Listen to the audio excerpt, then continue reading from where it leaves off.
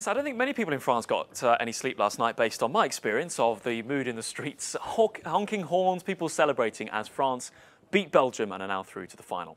Well, Antoine Griezmann, a scene you might expect on the pitch, celebrating that win against Belgium. Belgium going to this, a very strong team, and France's win against them. It was a very tense match. You could hear the gasps as both sides were obviously wanting so desperately to reach the World Cup final. France could be on course to win the first World Cup in 20 years for their side. So there's a lot riding on this. So the celebration and the tense mood on the pitch you might expect. What perhaps people were a little surprised by is just what was going on the street. This video tweeted by the mayor of Paris. It shows people along the Champs-Élysées celebrating. You can see smoke and flares, people really getting in the mood. But later on, things weren't quite so well-tempered. Let's just show you a video shared later on which shows a fire on the Champs-Élysées. Police, we saw in reports, having to clear people off of the streets as celebrations got a little out of hand. You can see here fire crews having to deal with this. And it wasn't just in Paris. Here in Lyon, our very own correspondent,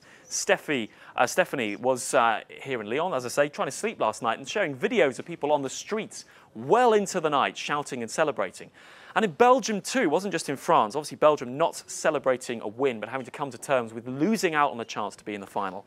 Well, a Flemish member of the parliament, a Flemish politician there, arrested, he says, for picking up a flare. The Belgian authorities saying they took a zero-tolerance approach to anybody lighting flares in the street. Well, he said he picked it up because of a fire risk and was later arrested. But despite the evening he had, despite the Belgian loss, he said he was still proud of his national side. So with England playing tonight against Croatia, France will be very keen to know who they'll be facing in Sunday's final.